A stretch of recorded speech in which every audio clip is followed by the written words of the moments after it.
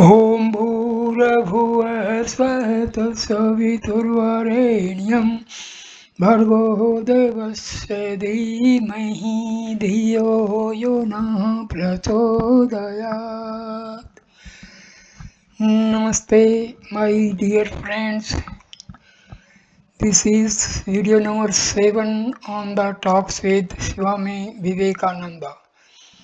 I start this video with the talk number 22, and the topics will be the Bengali monthly Udvodhan, its future policy, place the rented mutt premises at Belur year 1899. The Bengali fortnightly magazine Udvodhan was just started by Swami Trigunatita under the direction of Swamiji for spreading the religious views of Sri Ramakrishna among the general public. After the first number had been out, the disciple came to the mutt at Nilambar Babu's garden one day. Swamiji opened the following conversation with him about the Udbodhan. Swamiji, humorously caricaturing the name of the magazine, have you seen the Udbodhana? Disciple, yes sir, it is a good number. Swamiji, we must mold the ideas, language and everything of this magazine in a new fashion. Disciple, how? Swamiji, not only must we give out Sri Ramakrishna's ideas to all, but we must also introduce a new vigor into the Bengali language. For instance, the frequent use of verbs diminishes the force of a language. We must restrict the use of words by the use of adjectives. Begin to write articles in that way and show them to me before you give them to print in the Udvodhan. Disciple. Sir, the way Swami Trigunatita is laboring for this magazine, it is impossible for any other man to do. Swamiji, do you think these sannyasin children of Sri Ramakrishna are born simply to sit under trees lighting dhoni fires? Whenever any of them will take up some work, people will be astonished to see their energy. Learn from them how to work. Here, for instance, Trigunatita has given up his spiritual practices, his meditation, and everything to carry out my orders and has set himself to work. Is this a matter of small sacrifice? What an amount of love for me is at the back of this spirit of work. Do you see? He will not stop short of success. Have you householders such determination? Disciple. But, sir, it looks rather odd in our eyes that sannyasin in ochre robes should go about from door to door as the Swami is doing. Swamiji, why? The circulation of the magazine is only for the good of householders. By the spread of new ideas within the country, the public at large will be benefited. Do you think this unselfish work is any way inferior to devotional practices? Our object is to do good to humanity. We have no idea of making money from the income of this paper. We have renounced everything and have no wives or children to provide for after our death. If the paper be a success, the whole of its income will be spent in the service of humanity. Its surplus money will be profitably spent in the opening of monasteries and homes of service in the different places and all sorts of works of public utility. We are not certainly working like householders with the plan of filling our own pockets. Know for certain that all our movements are for the good of others. Disciple. Even then, all will not be able to appreciate this spirit. Swamiji, what if they cannot? It neither adds nor takes away anything from us. We do not take up any work with an eye to criticism. Disciple, sir, this magazine will be a fortnightly. We would like it to be a weekly. Swamiji, yes, but where are the funds? If through the grace of Sri Ramakrishna funds are raised, it can be made into a daily event in future. 100,000 copies may be struck off daily and distributed free in every street and lane of Calcutta. Disciple, this idea of yours is a capital one. Swamiji, I have a mind to make the paper self-supporting first and then set you up as its editor. You have not yet got the capacity to make any enterprise stand on its legs. That's reserved only for these all-renouncing sannyasis to do. They will work themselves to death, but never yield. Whereas a little resistance or just a trifle criticism is bewildering to you. Disciple, sir, the other day I saw Swami Trigunatita worshipped the photo of Sri Ramakrishna in the press before opening the work and asked for your blessings for the success of the work. Swamiji, well, Sri Ramakrishna is our center. Each one of us is a ray of that light center. So, Trigunatita worshipped Sri Ramakrishna before opening the work, did he? It was excellently done, but he told me nothing of it. Disciple, sir, he fears you, and yesterday he told me to come to you and ask your opinion of the first issue of the magazine, after which he said he would see you. Swamiji, tell him when you go that I am exceedingly delighted with his work. Give him my loving blessings, and all of you help him as far as you can. You will be doing Sri Ramakrishna's work by that. Immediately after saying these words, Swamiji called Swami Brahmananda to him and directed him to give Swami Trigunatita more money for the Udvodhan if it was needed. The same evening after supper, Swamiji again referred to that topic of Udvodhan in the following words.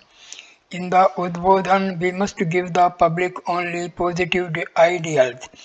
Negative thoughts weaken man.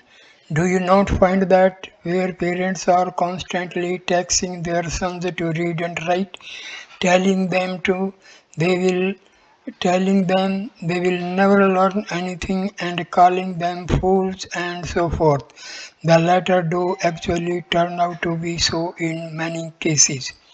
If you speak kind words to boys and encourage them, they are bound to improve in time. What holds good of children also holds good of children in the region of higher thoughts. If you can give them positive ideas, people will grow up to the man and learn to stand on their own legs. In language and literature, in poetry and the arts, in everything we must point out not the mistakes that people are making in their thoughts and actions, but the way in which they will gradually be able to do these things better. Pointing out mistakes wounds a man's feelings. We have seen how Sri Ramakrishna would encourage even those whom we considered as worthless and change the very course of their lives thereby. His very method of teaching was a unique phenomenon. After a short pause, Swamiji continued, never take the preaching of religion to mean the turning up of one's nose at everything and at everybody. In matters physical, mental, and spiritual, in everything we must give man positive ideas and never hate anybody. It is your hatred of one another that has brought about your degradation. Now we shall have to raise man by scattering broadcast only positive thoughts. First we must raise the whole Hindu race in this way and then the whole world. That's why Sri Ramakrishna was incarnated. He never destroyed a single man's special inclinations. He gave words of hope and encouragement even to the most degraded of persons and lifted them up. We too must follow in his footsteps and lift all up and rouse them. Do you understand? Your history, literature, mythology, and all other shastras are simply frightening people. They are only telling them, we, you will go to hell, you are doomed. Therefore, has this lethargy crept into the very vitals of India?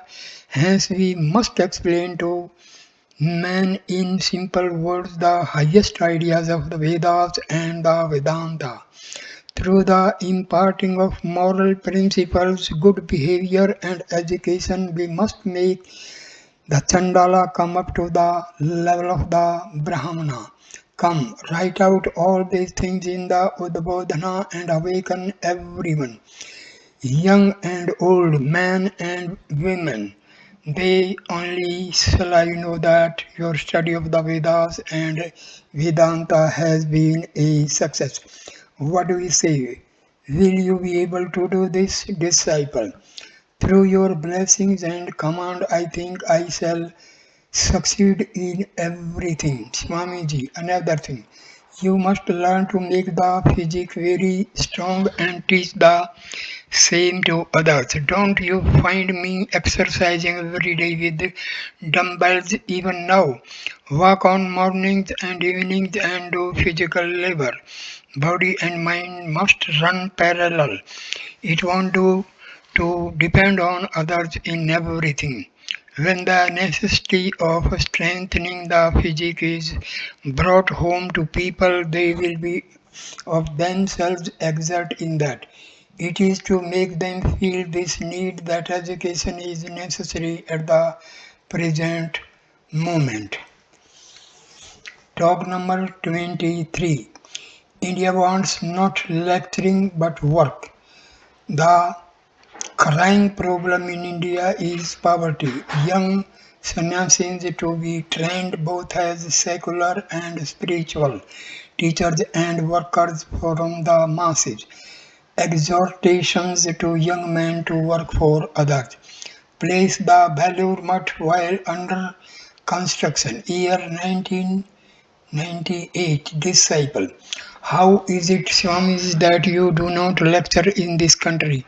You have styled Europe and America with your lectures, but coming back here you have kept silence, Swamiji. In this country, the ground should be prepared first, and then, if the seed is sown, the plant will come out best. The ground in the West, in Europe and America, is very fertile and fit for sowing seeds. There, they have reached the climax of bhoga enjoyment. Being satiated with bhoga to the full, their minds are not getting peace now, even in those enjoyments, and they feel as if they wanted something else. In this country, you have not either bhoga or yoga, renunciation. When one is satiated with bhoga, then it is that one will listen to and understand the teachings on yoga. What good will lectures do in a country like India, which has become the birthplace of disease, sorrow, and affliction, and where men are emancipated through starvation and weak in mind? Disciple. How is that? Do you not say that ours is the land of religion and that here the people understand religion as they do nowhere else? Why then will not this country be animated by your inspiring eloquence and yield to the full the fruits thereof, Swamiji? Now understand what religion means. The first thing required is the worship of the kurma, tortoise, incarnation, and the Biley god is this kurma as it were. Until you pacify this, no one will welcome your words about religion. India is restless with thought of how to face this spectre of hunger. The drainage of the best resources of the country by the foreigners, the unrestricted exports of merchandise, and above all, the abominable jealousy natural to slaves are eating into the very bones and marrow of India. First of all, you must remove this evil of hunger and starvation, this constant thought for bare existence from those to whom you want to preach religion, otherwise lectures and such things will be of no benefit. Disciple, what should we do then to remove that evil? Swamiji, first some young men full of the spirit of renunciation are needed, those who will be ready to sacrifice their lives for others instead of devoting themselves to their own happiness. With this object in view, I shall establish a mutt to train young sannyasis who will go from door to door and make the people realize their pitiable condition by means of facts and reasoning, and instruct them in the ways and means for their welfare, and at the same time will explain to them as clearly as possible in very simple and easy language the higher truths of religion. The mass of people in our country is like the sleeping leviathan. The education imparted by the present university system reaches to 1 or 2% of the masses only, and even those who get that do not succeed in their endeavor of doing any good to their country. But it is not their fault, poor fellows. As soon as they come out of their college, they find themselves fathers of several children. Somehow or other, they manage to secure the position of a clerk or at the most a deputy magistrate. This is the final of education. With the burden of a family on their backs, they find no time to do anything great or think anything high. They do not find means enough to fulfill their personal wants and interests. So, what can be expected of them in the way of doing anything for others? Disciple, is there then no way out for us, Swamiji? Certainly there is. This is the land of religion eternal. The country has fallen, no doubt, but will as surely rise again, and that upheaval will astound the world. The lower the hollows the billows make, the higher and with equal force will they rise again. Disciple, how would India rise again? Swamiji, do you not see? The dawn has already appeared in the eastern sky, and there is little delay in the sun's rising. You all set your shoulder to the wheel. What is there in making the world the all in all and thinking of my sansara? Your duty at present is to go from one part of the country to another, from village to village, and make the people understand that mere sitting about idly won't do any more. Make them understand their real condition and say, "O ye brothers, all arise. Awake, how much longer would you remain asleep? Go and advise them how to improve their own condition and make them comprehend the sublime truths of the Shastras by presenting them in a lucid and popular way. So long the Brahmanas have monopolized religion, but since they cannot hold their ground against the strong tide of time, go and take steps so that one and all in the land may get that religion.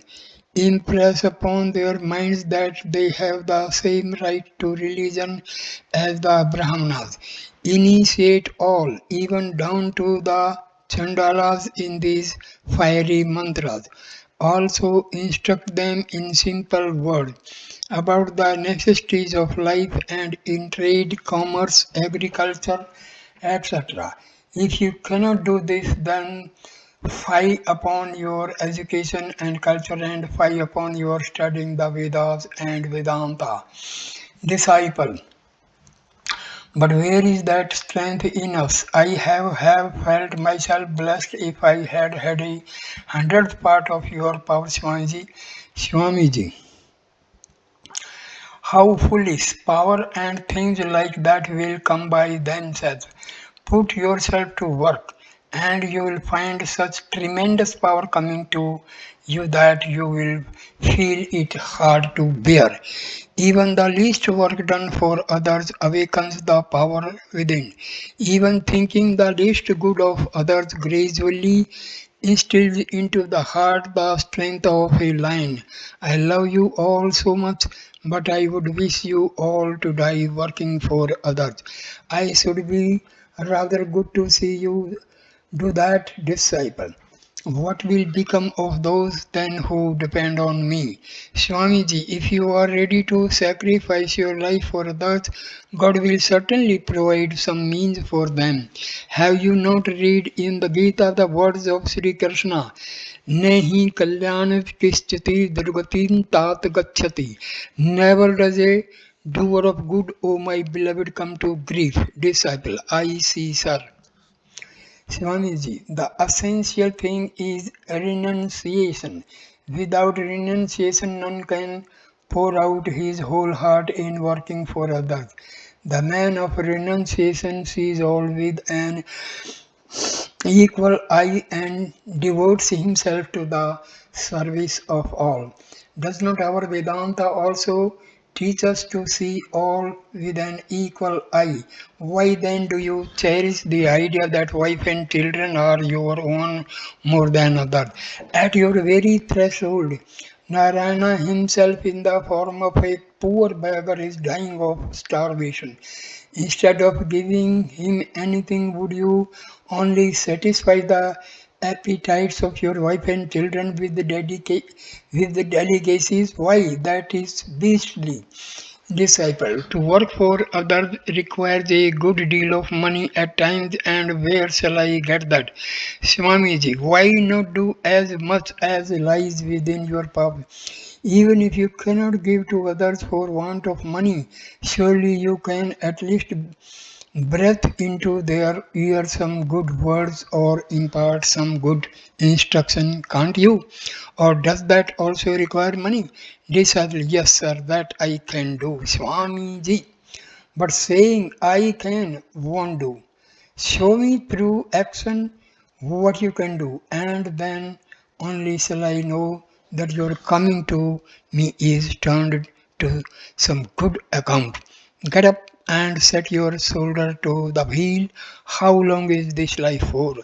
As you have come into this world, leave some mark behind. Otherwise, where is the difference between you and the trees and stones? They too come into existence, decay and die. If you like to be born and to die like them, you are at liberty to do so. Show me by your actions that your reading the Vedanta has been fruitful of the highest good. Go and tell all in every one of you lie that eternal power and try to wake it up. What will you do with individual salvation? That's sheer selfishness. Throw aside your meditation, throw away your salvation and such things. Put your whole heart and soul in the work to which I have consecrated myself. With bated strength, the disciple heard these inspiring words, and Swamiji went on with his usual fire and eloquence. Swamiji, first of all, make the soil ready, and thousands of Vivekanandas will in time be born into this world to deliver lectures on religion. You need not worry yourself about that. Don't, don't you see why I am starting orphanages, farming relief works, etc. Don't you see how Sister Nivedita, an English lady, has learned to serve Indians so well by doing even menial work for them? And can't you, being Indians, similarly serve your own fellow countrymen? Go, all of you, wherever there is an outbreak of plague or famine, or wherever the people are in distress, and mitigate their sufferings. At the most, you may die in the attempt. What of that? How many like you are taking birth and dying like worms every day? What difference does that make to the world at large? Die you must, but have a great ideal to die for, and it is better to die with a great ideal in life. Preach this ideal from door to door, and you will yourself be benefited by it at the same time that you are doing good to your country. On you lie the future hopes of our country. I feel extreme pain to see your leading a life of inaction. Set yourselves to work. Do not tarry. The time of death is approaching day by day. Do not sit idle thinking that everything will be done in time later on. Mind, nothing will be done that way. Talk number 24. Reconciliation of Gyana and Bhakti. Satya Chit Ananda. How? Sectarianism originates bringing Shraddha and the worship of Shakti and avatars. The ideal of the hero we want now, not this Madhura Bhava Sri Ramakrishna avatars.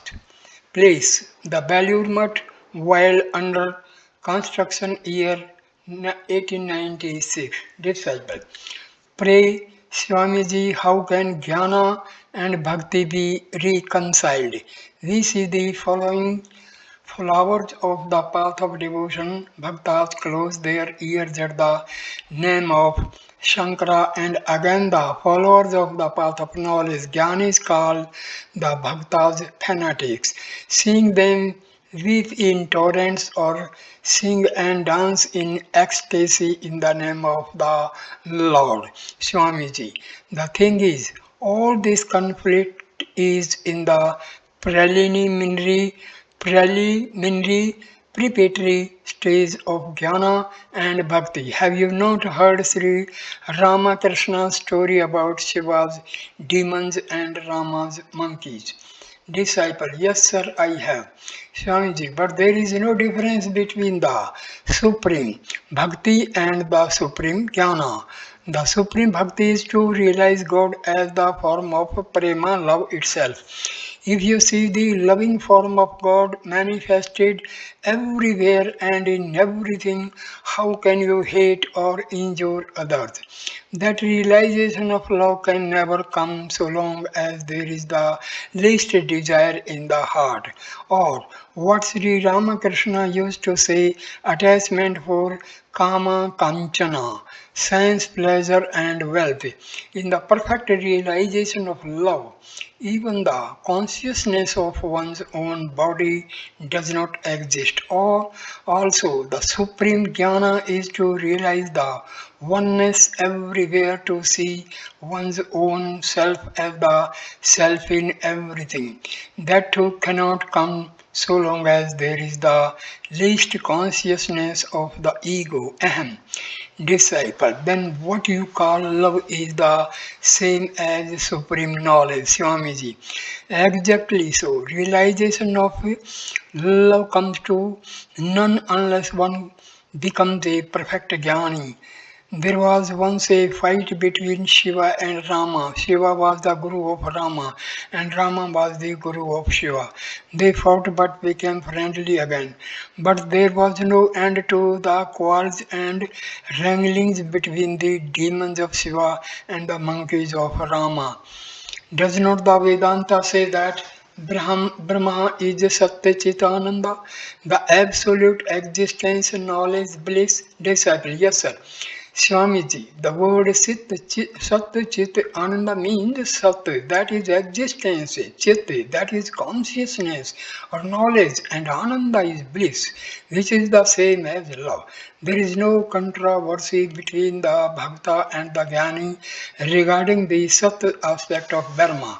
Only the Jnanis lay greater stress on his aspect of a chit or knowledge, while the bhaktas keep the aspect of ananda or love more in view. But no sooner is the essence of chit realized than the essence of ananda is also realized, because what is chit is verily the same as ananda.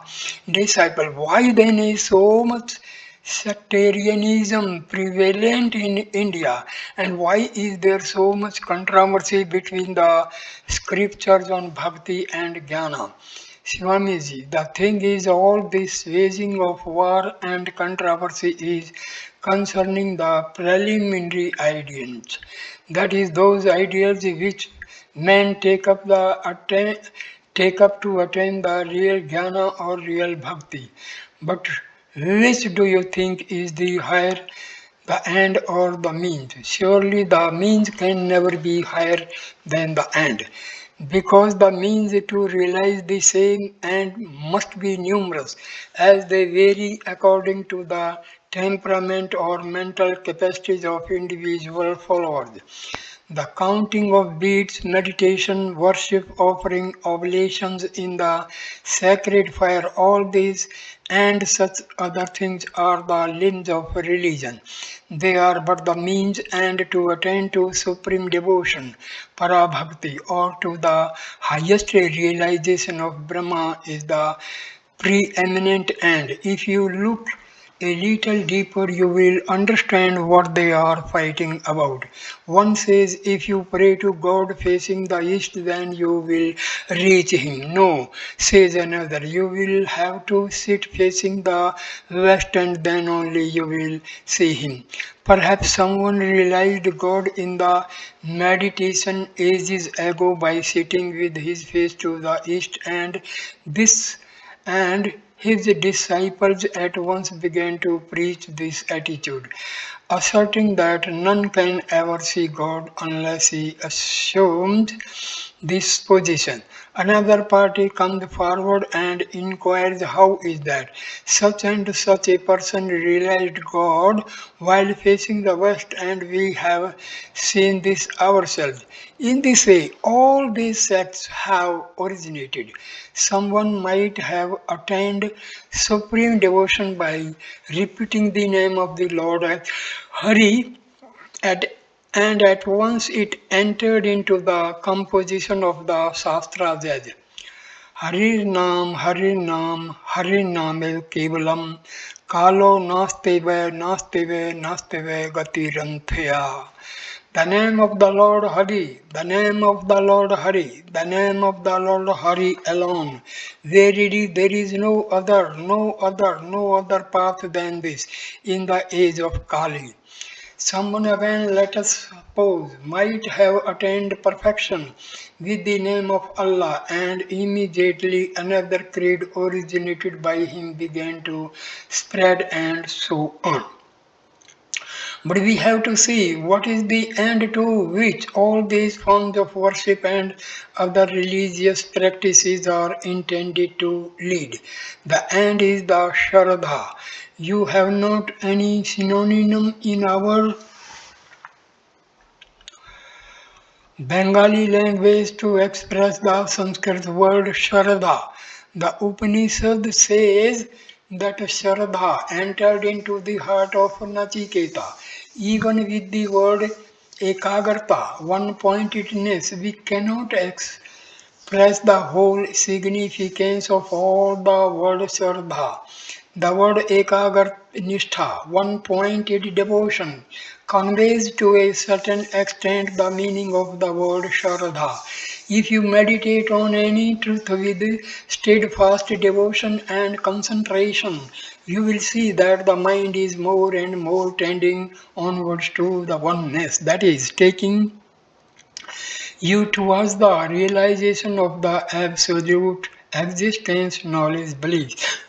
The scriptures on bhakti or jnana give special advice to men to take up in life the one or the other of such a nishtha and make it their own. With the lapse of ages, these great truths become distorted and gradually transform themselves into desacharas or the prevailing customs of a country. It has happened not only in India but in every nation and every society in the world, and the common people lacking in the discrimination make these the bone of contention and fight among themselves. They have lost sight of the end, and hence sectarianism, quarrels and fights continue. Disciple, what then is the saving means, Swamiji? Swamiji, that true Shraddha as of old has to be brought back again. The weeds have to be taken up by the roots. In every faith and in every path there are no doubt truths which transcend time and space, but a good deal of rubbish has accumulated over them. This has to be cleared away, and the true eternal principles have to be held before the people, and then only our religion and our country will be really benefited. Disciple, how will that be affected? Swamiji, why? First of all, we have to introduce the worship of the great saints, those great souled ones who have realized the eternal truths are to be presented before the people as the ideals to be followed, as in the case of India. Sri Ramachandra, Sri Krishna, Mahavira, and Sri Ramakrishna, among others. Can you bring in the worship of Sri Ramachandra and Mahavira in this country? Keep aside for the present the Vrindavan aspect of Sri Krishna and spread far and wide the worship of Sri Krishna, roaring the Gita out with the voice of a lion, and bring into daily use the worship of Shakti, the Divine Mother, the source of all power. Disciple, is the divine play of Sri Krishna with the gopis of Vrindavan not good then? Swamiji, under the present circumstances, that worship is of no good to you. Playing on the flute and so on will not regenerate the country. We now mostly need the ideal of a hero with the tremendous spirit of Rajas thrilling through his veins from head to foot, the hero who will dare and die to know the truth, the hero whose armor is renunciation, whose sword is wisdom. We want now the spirit of the brave warrior in the battlefield of life, and not of the wooing lover who looks upon life as a pleasure garden. Disciple. Is then the path of love as depicted in the ideal of the gopis false? Swamiji, who says so? Not I. That is a very superior form of worship. Sadhana. In this age of tremendous attachment to sense pleasure and wealth, very few are able even to comprehend those higher ideals. Disciple, then are not those who are worshipping God as a husband or lover Madhur following the proper path? Swamiji, I dare say not. There may be a few honorable exceptions among them, but know that the greater part of them are possessed of dark tamasic nature. Most of them are full of morbidity and affected with exceptional weakness. The country must be raised, the worship of Mahavira must be introduced, the Shakti Puja must form a part of our daily practice. Sri Ramachandra must be worshipped in every home. Therein lies your welfare, therein lies the good of the country. There is no other way. Disciple, but I have heard that Bhagwan Sri Rama Krishna used to sing the name of God very much, Swamiji, quite so. But this was a different case. What comparison can there be between him and ordinary man? He practiced in his life all the different ideals of religion to show that each of them leads but to the one truth. Shall you or I ever able to do all that he has done? None of us has understood him fully, so I do not venture to speak about him anywhere and everywhere. He only knows what he himself really was. His frame was a human one only, but everything else about him was entirely different from others. Disciple, do you, may I ask, believe him to be an avatar, incarnation of God? Shivanji, tell me first, what do you mean by an avatar? Disciple. Why? I mean one like Ramachandra, Sri Krishna, Sri Gauranga, Buddha or Jesus, etc. Swamiji, I know Bhagavan Sri Ramakrishna to be even greater than that, those you have just named. What to speak of believing which is a petty thing, I know. Let us, however, drop the subject now, more of it another time.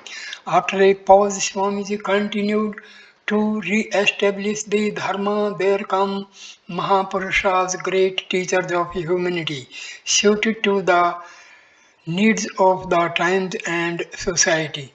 Call them what you will, either Mahapurushas or Avatars. It matters little. They reveal each in his life the ideal. Then by degree shapes are molded in their matrices. Men are made. Gradually sects arise and spread. As time goes on, these sects degenerate and similar reformers come again. This has been the law flowing in uninterruptedly success. In un, the law flowing in uninterrupted succession like a current down the ages. Disciple, why do you not preach Sri Ramakrishna as an avatar? You have indeed power, eloquence, and everything else needed to do it. Swamiji, truly, I tell you, I have understood him very little. He appears to me to have been so great that whenever I have to speak anything of him, I am afraid lest I ignore or explain away the truth. Lest my little power does not suffice, lest in trying to extol him I present his picture by painting him according to my lights and belittle him thereby. Disciple, but many are now preaching him as an avatara. Swamiji, I'll let them do so if they like. They are doing it in the light in which they have understood him. You too can go and do the same. If you have understood him, disciple, I cannot even grasp you what to say of Sri Ramakrishna. I should consider myself blessed in this life if I get a little of your grace. Thank you, my dear friends, for listening this video with patience and devotion. I end this video here, and the video number 8 will start with the talk number 25 and page 186. Thank you, my dear friends, for giving your patience. Please like, comment, and share the video and subscribe the channel. Namaskar.